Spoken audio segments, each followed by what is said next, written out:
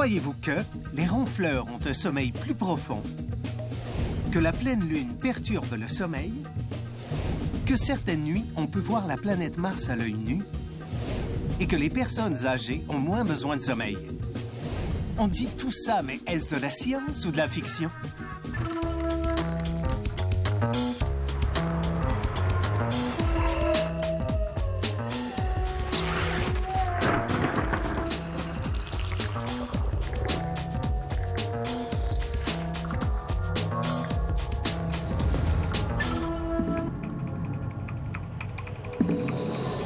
On dit que la nuit porte conseil, que la nuit, tous les chats sont gris. En fait, on dit beaucoup de choses au sujet de la nuit, et plus particulièrement du sommeil.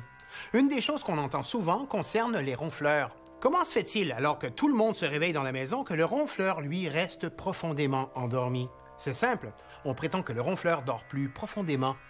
Mais est-ce que c'est vrai, ça? Le ronflement est le bruit respiratoire produit par la vibration des tissus de la gorge qui se trouvent détendus par le sommeil. Et cette vibration peut prendre des proportions pour le moins dérangeantes. Le bruit que produit le ronfleur peut atteindre 100 décibels, l'équivalent du son produit par un marteau-piqueur à 5 mètres de distance ou d'une tronçonneuse. Au-delà de 40 ans, 60% des hommes et 40% des femmes ronflent un peu, à l'occasion. Bien souvent, le ronfleur ne sait pas qu'il ronfle et le bruit qu'il produit ne le réveillera pas. Pourquoi donc? Est-ce parce que son sommeil est plus profond que celui de tous ceux qui l'entourent? Est-ce que les ronfleurs dorment mieux que les gens qui ne ronflent pas? C'est un drôle de mythe, en fait, parce que c'est tout à fait l'inverse qui est vrai. Les gens qui vont ronfler, généralement, vont moins bien dormir que les gens qui ne ronflent pas. Ce qu'il faut savoir, c'est que même si ça peut être sans importance, le ronflement, souvent ça peut cacher un problème qui est beaucoup plus sérieux. On parle ici d'apnée du sommeil. Pendant la nuit, les gens qui en souffrent vont simplement arrêter de respirer pour des courtes périodes. Ça va faire en sorte que leur corps va devoir réagir pour redémarrer la respiration, ce qui fait en sorte que ça va réveiller quelques secondes la personne. Généralement, l'apnée du sommeil, les épisodes peuvent varier en 200 à 300 épisodes par nuit. Donc, c'est des gens qui vont très mal dormir. Après ça, ça a plusieurs impacts sur leur santé. Ça fait en sorte que, ils vont être plus fatigués de base, mais ça fait en sorte aussi qu'ils vont émotionnellement avoir plus de difficultés, ils vont être plus déprimés, ils vont manger moins bien, ils vont avoir tendance à s'endormir aussi pendant la journée, donc ils vont avoir de la somnolence. Ça peut vraiment amener d'autres problèmes de santé, comme certains cancers, certains problèmes cardiovasculaires. Quand un sujet arrête de respirer, forcément, l'oxygène baisse dans le sang. Et cette baisse d'oxygène dans le sang est très toxique pour l'organisme. Donc, comme mécanisme de défense, il va s'éveiller. Il va reprendre la respiration et ça entraîne des risques à la fois physiologiques au système cardiovasculaire parce que quand le sujet se réveille, le cœur pompe un grand coup pour réoxygéner le sang, le renvoyer dans tout l'organisme. Et ces efforts-là, répétés plusieurs dizaines, voire des centaines de fois par nuit, finissent par causer des problèmes d'un cœur qui va grossir ou des poumons qui sont mal oxygénés qui vont avoir des problèmes. Donc, des problèmes cardiovasculaires à moyen terme ou à long terme. Et ces ronflements-là sont exacerbés par la prise d'alcool, par éventuellement la prise d'hypnotiques, de somnifères pour dormir. La position sur le dos aggrave le ronflement. Et les autres inconvénients sont au niveau, je dirais, cérébral. Manquer d'oxygène, notre cerveau n'aime pas ça. Et à la longue, ça crée des troubles cognitifs qui ne sont pas toujours réversibles, même quand il y a traitement. Les troubles respiratoires nocturnes se traitent de différentes manières, mais le traitement de choix, c'est en fait un appareil de pression aérienne positive continue. En fait, c'est comme un petit compresseur que le patient doit porter lorsqu'il dort. L'idée, c'est de créer comme une attelle pneumatique. Donc, en poussant de l'air sous pression par les voies aériennes, on garde tout ça ouvert et puis on cesse les pauses respiratoires et les éveils qui sont associés. Donc, ça fonctionne très, très bien. D'autres approches thérapeutiques pourront être proposées, comme des prothèses dentaires qui ont pour effet de tirer la mâchoire inférieure plus vers l'avant et en même temps de rouvrir les voies aériennes au cours de la nuit. Il y a certaines approches par chirurgie, c'est plus invasif. Ce qui est important, c'est qu'il y ait un dépistage des apnées du sommeil, de sa sévérité et une évaluation de l'effet de traitement. Généralement, les gens qui ronflent, souvent c'est des hommes, donc il y a la pomme d'Adam qui va amener une certaine pression supplémentaire. Souvent, c'est des gens qui vont avoir un surplus de poids, donc il y a un surplus de graisse qui fait en sorte que les voies sont plus obstruées. Puis aussi les gens qui peuvent avoir des problèmes respiratoires. Souvent, par exemple, les gens qui sont des fumeurs, donc ils vont avoir un mucus plus épais au niveau de leur trachée. Donc, ça fait en sorte que l'air passe moins bien, qu'il y a des vibrations, que ça fait du bruit. Les femmes sont moins sujettes à faire des apnées, du moins jusqu'à l'âge de la ménopause. À partir de la ménopause, il y a 2 facteurs qui entrent en ligne de cause, qui rendent les femmes plus vulnérables et qui rejoignent d'ailleurs les hommes en général. Donc, la prise de poids, qui est souvent associée avec la période de ménopause, et justement l'effet protecteur de la progestérone qui est absente dans les hormones, qui fait que la femme souvent a un relâchement musculaire de tous les muscles, même les muscles de la langue. Si tous les muscles ramollissent, on a plus de chances d'avoir une obstruction de l'air qui passe. On retrouve même du ronflement chez les enfants et le traitement principal ou la cause principale en général, ce sont des amygdales qui sont trop ou des végétations qui sont trop grosses, qui font obstacle mécanique au bon passage de l'air. Donc, il suffit de faire un bon examen ORL et l'amygdalectomie en général règle le problème. On devrait toujours s'inquiéter d'un ronflement, puisqu'il est l'annonce de problèmes sérieux au niveau cardiovasculaire si les apnées s'en suivent.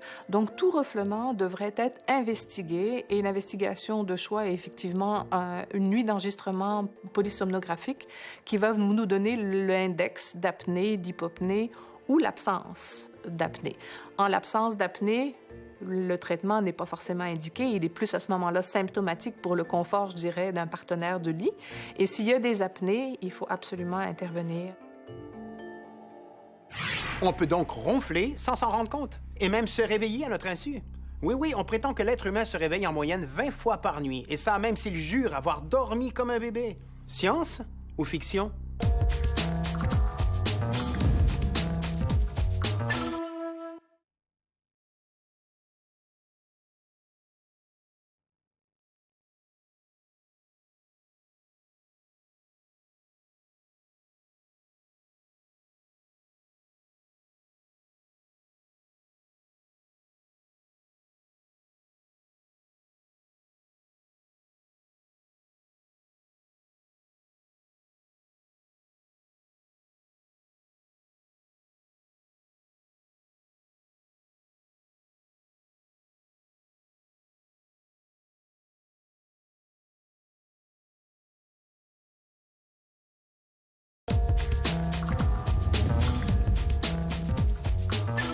Avant la pause, on se demandait si c'était juste de prétendre que nous pouvons nous réveiller 20 fois par nuit. Eh bien, c'est vrai. Nos nuits sont ponctuées de micro-réveils qui ne dépassent généralement pas les 15 secondes. Chez un adulte en bonne santé, on compte en moyenne de 10 à 20 réveils de ce type au cours de la nuit. En temps normal, on se rendort immédiatement, si bien que l'on ne se rend compte de rien. Il existe toutefois des pathologies dans lesquelles ces micro-réveils sont bien plus nombreux. C'est le cas du syndrome des jambes sans repos, qui touche environ 8% de la population. Celui-ci est caractérisé par des fourmillements dans les jambes qu'il faut bouger pour les soulager. Ce trouble neurologique peut engendrer jusqu'à 50 micro-réveils par heure, soit 400 pour une nuit de 8 heures. Évidemment, cela perturbe le sommeil du dormeur qui a bel et bien conscience de ces micro-réveils. Même si on ne souffre d'aucune pathologie du sommeil, il y a des nuits où on se réveille plus souvent que d'autres. À la pleine lune, par exemple. Lorsque la lune est pleine, le sommeil du dormeur est perturbé. Est-ce que c'est vrai? C'est une information qui semble être un mythe, qui peut être liée, disons, à tout l'aspect mythologique de la Lune. Donc, souvent, dans les croyances humaines, la Lune a un rôle assez important à jouer. Ceci dit, c'est pas un mythe, c'est vrai. Donc, ça a été observé, puis c'est encore quelque chose qui questionne beaucoup les scientifiques, que les gens, pendant une période de pleine Lune, vont moins bien dormir. En fait, la pleine lune affecterait la profondeur du sommeil, puis ça ferait en sorte aussi que les cycles, on dormirait un peu moins bien, puis les cycles seraient un peu plus courts. Donc, ça fait en sorte que les gens vont se réveiller plus souvent lorsqu'il y a une pleine lune. C'est un peu étonnant parce que, bon, disons, le réflexe, ça serait de penser que c'est la lumière de la lune qui pourrait affecter, mais souvent, bon, les gens vont fermer leurs rideaux, fermer leur toile, puis la lune, on la voit pas, puis souvent même, elle va être cachée par des nuages. Mais il y a quand même un impact qui est réel. J'ai déjà eu quelques publications, dont une qui m'apparaît sérieuse, d'une personne qui travaille en chronobiologie et qui a fait une étude seulement sur 17 sujets. On s'entend que c'est une étude quand même restreinte. Et cette étude montre que les jours de pleine lune, de 0 à 4 jours autour de la pleine lune, les gens dormiraient moins. On parle de pas beaucoup non plus, on parle d'une vingtaine de minutes de moins de sommeil. On dirait aussi qu'il y a moins de sommeil lent profond. Le sommeil, les ondes delta seraient diminuées. Il y aurait plus de fatigabilité dans la journée, de rapporter chez les gens. Et une trouvaille de ce chercheur particulièrement qui fait des recherches sur la mélatonine. Donc, les taux de mélatonine seraient inférieurs de presque 30 % pendant la pleine lune. Évidemment, si on a à dormir dans une pièce qui est remplie de lumière, le sommeil va être moins bon. La raison, c'est qu'on est biologiquement fait pour dormir dans le noir. Puis ça se vérifie même lorsqu'on regarde notre système hormonal parce qu'on a une hormone qui s'appelle la mélatonine qui est produite en absence de lumière. Et puis c'est un lien direct. Notre rétine, lorsqu'elle est exposée à la lumière, va faire en sorte qu'on va avoir plus de difficultés à produire de la mélatonine parce que même si on a des paupières qui nous cachent de la lumière, notre rétine va être exposée à de la lumière. Donc la production de mélatonine va être moins bonne. Et puis cette hormone-là vient stimuler la production ou réduire la production d'autres hormones. Puis l'ensemble de ces hormones-là participent au cycle circadien, donc qui est le cycle de jour et de nuit. Et par conséquent, le sommeil va être moins bon parce que l'ensemble des processus qui sont régulés indirectement par la mélatonine vont être affectés. Donc, c'est vraiment pas à conseiller d'essayer de dormir dans une pièce éclairée. Il y a des gens qui ont supposé qu'on était composé de 70 % d'eau, notre corps. Bon, puisque la Lune a une attraction sur les marées, sur les grandes masses d'eau, est-ce qu'on pourrait dire, même si on ne le sait pas, ça peut aussi en avoir sur le corps humain puisqu'on est essentiellement composé d'eau. Mais ce n'est pas le cas. On a aussi prouvé que l'attraction de la Lune sur les grandes masses d'eau, ça ne s'exerce pas sur les masses d'eau comme les lacs, par exemple, qui sont quand même infiniment plus grands que notre réserve d'eau. Donc, ça ne tient pas vraiment le coup. Je suis au courant d'une étude publiée il y a déjà au moins 5-6 ans de cela, où on avait étudié 150 personnes avec des calendriers de sommeil, que les gens ne connaissaient pas les cycles lunaires, ils rapportaient leur qualité de sommeil à travers les semaines et rien n'était ressorti significatif à ce moment-là. Donc, je crois qu'il y a autant d'études qui réfutent la possibilité d'influence sur la Lune, sur le sommeil. Et puis maintenant, il y a des gens qui s'y intéressent, puis peut-être qu'on va trouver des choses. Lors de la préhistoire, les gens vivaient dans des cavernes, vivaient à l'extérieur. Puis la pleine lune, c'était une source lumineuse quand même importante. Puis pendant qu'il y avait des épisodes de pleine lune, c'était des moments où les prédateurs avaient peut-être plus de facilité à détecter la présence des hommes. Donc, afin d'assurer sa survie, l'homme a, par la force des choses, eu certaines capacités pour moins bien dormir pendant la pleine lune, ce qui faisait en sorte qu'il était plus alerte au bruit, si par exemple un prédateur était caché ou embusqué à proximité. Donc, ça faisait en sorte qu'il pouvait réagir plus rapidement, se sauver, se mettre en sécurité. Ça serait dans ce sens-là une espèce de vestige de la préhistoire qui, aujourd'hui, ça n'a pas vraiment d'utilité pour l'homme de moins bien dormir quand il y a une pleine lune, mais on est pris malheureusement avec ça. La Lune, c'est facile de la voir. Mais saviez-vous qu'on peut voir d'autres astres et même d'autres planètes à l'œil nu? C'est le cas de la planète Mars. Elle est tout à fait visible de la Terre lorsque les conditions météorologiques sont propices. Est-ce qu'on peut vraiment voir Mars sans télescope? C'est pas un mythe, c'est vrai. Puis d'ailleurs, ça fait plusieurs années qu'on a découvert Mars, puis c'est vraiment avec l'œil humain qu'on l'a découvert. La planète Mars, on l'a identifiée dès la période de l'Antiquité. Donc, il y avait les Grecs qui avaient déjà découvert Mars. Donc, ils l'avaient nommé en référence au dieu Arès. Puis après ça, il y avait les Romains, puis finalement, eux ont donné le nom de Mars, qui est vraiment lié au dieu de la guerre romain.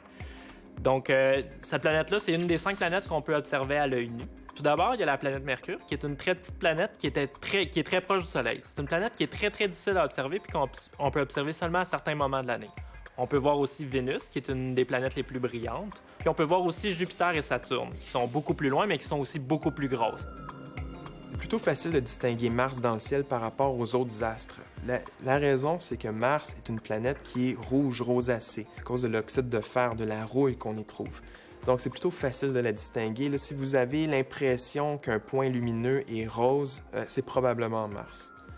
Et ce, spécialement si on le retrouve à l'horizon, parce que la plupart des planètes vont apparaître à l'horizon, pas très très haut dans le ciel, vraiment au bas. Puis à ce moment-là, si on veut voir Mars, il faut soit regarder au crépuscule ou à l'aube. C'est à ces moments-là que la planète est le plus visible dans le ciel. Le meilleur moment pour apercevoir Mars, c'est lorsque Mars se trouve à son point le plus proche de la Terre. Puis c'est un événement qui survient seulement environ aux 780 jours, parce que l'orbite de la Terre, qui est de 365 jours, n'est pas le même que celui de Mars, qui est environ 687 jours, je crois. Donc, c'est seulement à tous les 780 jours que les deux planètes se retrouvent vraiment proches l'une de l'autre. Mars peut se retrouver aussi près qu'environ 50 millions de kilomètres de la Terre, alors qu'à certains autres moments, peut être à 400 millions de kilomètres. Puis là, il faut comprendre que c'est quand même loin, 50 millions de kilomètres, compte tenu que la Lune, elle, se trouve à 300 000 kilomètres de la Terre. Donc, c'est beaucoup, beaucoup plus loin. Malgré ça, on est capable de la voir à l'œil nu à certains moments dans l'année. C'est une planète qui est assez grosse. On la voit quand même beaucoup plus petite que, par exemple, la Lune, qui est beaucoup, beaucoup plus petite en tant que telle, mais qui est beaucoup plus près du point de vue de la Terre. Donc, c'est un peu pour ça que Mars, on la voit de façon très petite au loin, puis qu'on voit seulement un petit point rouge versus la Lune, qui est quand même un gros disque, là, qui est aussi beaucoup plus éclairé, parce que, bon, la couleur grise de la Lune va refléter mieux la lumière du Soleil, comparativement à la couleur rougeâtre là, de la planète Mars, qui va beaucoup garder là, la luminosité du Soleil. Donc, ça fait en sorte qu'ici, sur la Terre, on est d'abord assez loin, mais aussi qu'il n'y aura pas beaucoup de lumière en tant que telle qui va nous atteindre. Ça fait en sorte qu'on la voit un peu moins. Après ça, si on compare par exemple à Vénus, qui est une planète qui va émettre beaucoup plus de lumière, dans le ciel, c'est une des planètes qu'on va reconnaître par sa brillance, là, la lumière du Soleil est de beaucoup réfléchie. Puis en plus, Vénus est plus près du Soleil que Mars, ça fait en sorte qu'elle a davantage de rayons aussi là, du Soleil. Si on veut avoir une chance d'observer la planète Mars, c'est sûr qu'il faut avoir certaines conditions. Donc, tout d'abord, qui est probablement la condition la plus grande, c'est s'éloigner de la ville.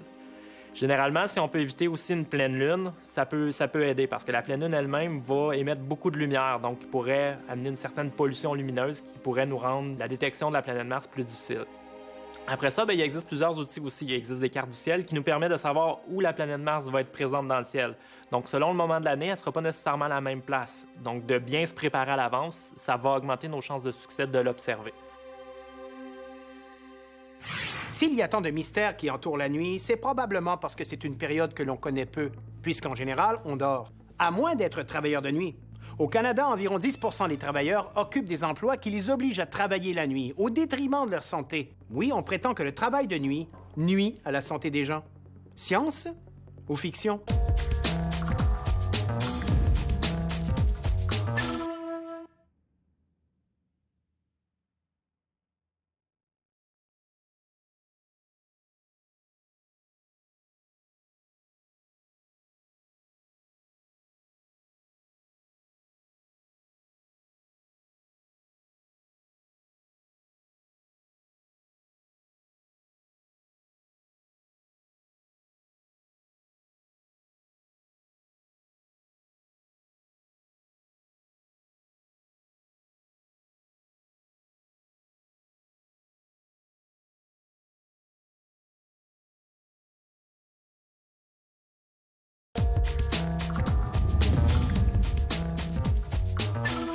Avant d'aller à la pause, on s'interrogeait sur l'influence du travail de nuit sur la santé des travailleurs. Eh bien, la réponse est oui.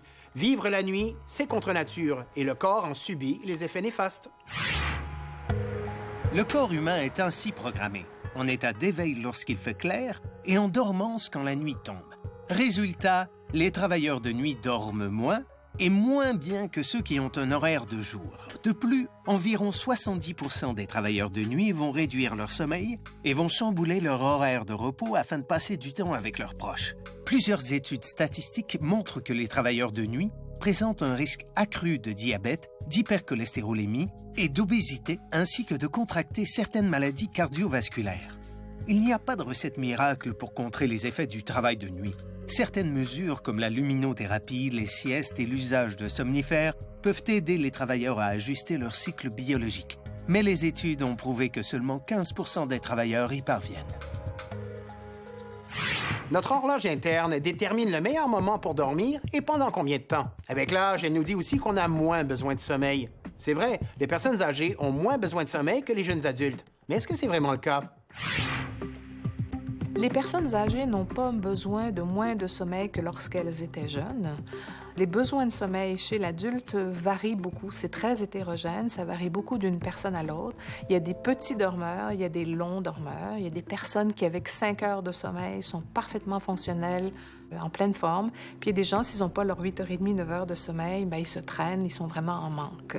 En vieillissant, ce qui change, c'est nos capacités à rester endormis. On a plus de difficultés en vieillissant à garder un sommeil consolidé. Et d'un, parce que notre physiologie du sommeil change et qu'on a moins de sommeil lent profond dans lequel on est beaucoup plus difficilement éveillable.